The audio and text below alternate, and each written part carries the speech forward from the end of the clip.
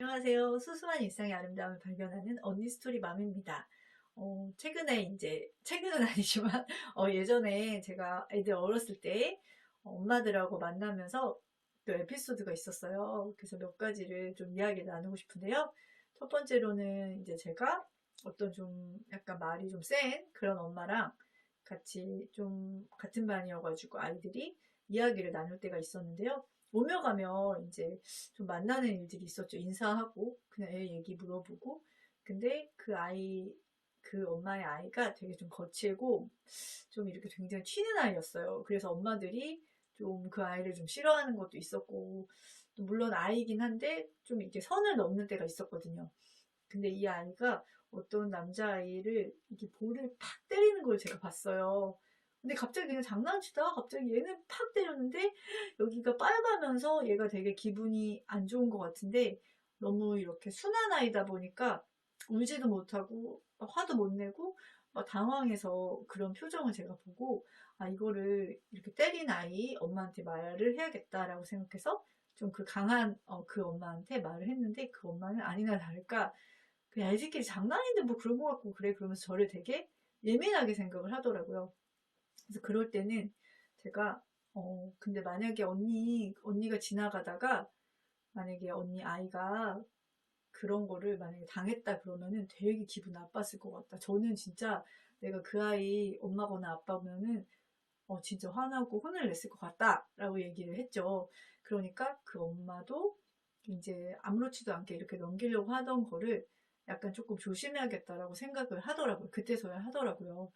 그래서 좀 그럴 때는 그 사람이 만약에 반대 입장이면 어떨지를 조금 상기시키는 것이 저는 도움이 됐던 것 같고요.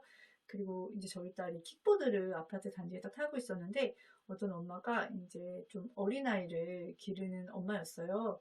그러니까 이제 킥보드 같은 게 좀, 뭐, 이 아이가 킥보드에 관심이 생기면서 막 만지려고 하고, 막 타려고 하고, 갑자기 이제 들이닥치는 거예요. 근데 이 엄마 같은 경우는 그 아이가 이제 워낙 계속 이렇게 활동적이다 보니까 따라다니는 게 힘들었던 것 같아요. 그러면서 또 이제 저희 딸한테 뭐라고 한 거죠. 아, 왜 아파트 단지 내에서 킥보드를 타느냐, 이거 타면 안 된다, 이렇게 얘기를 한 거예요. 그래서, 아니, 아파트 단지에서 타라고 킥보드를 샀는데, 좀 어이가 없긴 했죠. 근데 뭐, 이제 싸우고 뭐 이런 거보다는 좀 물어봤던 것 같아요. 아, 킥보드 안 타면 안 되는 건가요? 라고 물어봤죠. 그러니까 그 엄마가 이제 뭐 애기들도 다니고 애기들 다칠 수도 있고, 아, 그럼 어디서 타야 되죠? 제가 이렇게 좀 물어보기도 하고, 그리고 이제 물론 둘 다 조심을 해야 되는 부분이긴 하죠. 애기들이 있는데 너무 세게 달리거나 이렇게 하면 안 되고, 조금 떨어져서 타고 이런 거는 필요하겠지만, 우리 아이가 안 탄다고 해도 뭐 자전거도 있고 차도 있고 항상 이제 좀 안전을 가르쳐야 되는 건 엄마의 몫이잖아요. 근데 내 아이가 이제 뭐 그런 것도 귀찮고 따라가기도 힘들고 하니까 이제 다른 사람들을 이렇게 비난하는 식으로 하는 거 잘못된 거잖아요. 저도 그때는 이제 그걸 물어봤죠. 킥보드 그럼 어디서 타야 돼요? 원래 그 단지 내에서 타라고 제가 사준 건데 그럼 안 되는 거였어요? 라고 이제 제가 물어보니까 그 엄마도 약간 당황을 하시더라고요. 그러면서 뭐 어쩌고저쩌고 막 그러더니 그 다음에는 이제 그 말을 안 하는 거예요. 그래서 조금 질문하면서 왜 그렇게 생각을 하시냐라고 물어보는 게 조금 더 도움이 됐던 것 같아요. 그리고 우리 아이가 좀 되게 어렸을 때인데 1학년 때였나 1학년 때였던 것 같은데 7살 때였나?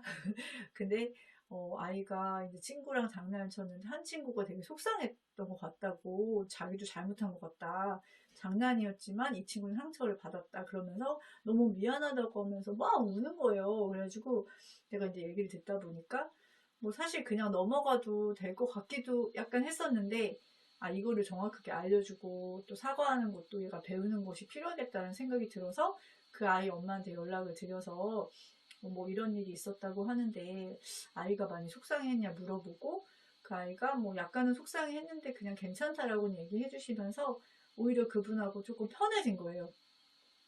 또 이 엄마가 이제 아이가 워낙 순하다 보니까 그동안에 이제 뭐 반에서 상처받을 때도 잘 표현도 안 하고 이랬는데, 전화를 준 사람은 저밖에 없었다고 하더라고요. 그러면서 이제 한번 같이 차도 마시고 얘기하자고 해서 좀 그때 좀 되게 친하게 조금 지낼 수 있기도 했었는데, 그때 이제 아이가 제가 이제 그 엄마한테 전화하는 모습도 보고, 그리고 아이의 미안한 마음을 전달을 해주는 걸 다 알고 있거든요.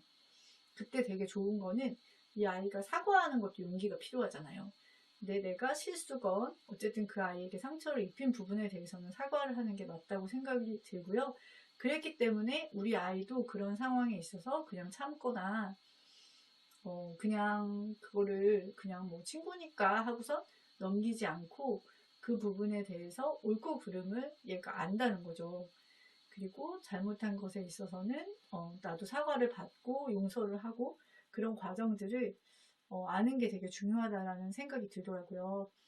그래서 세 가지가 생각이 나서 좀 옛날 기억이긴 하지만 이야기를 담아보았습니다. 언니 스토리 맘이었습니다.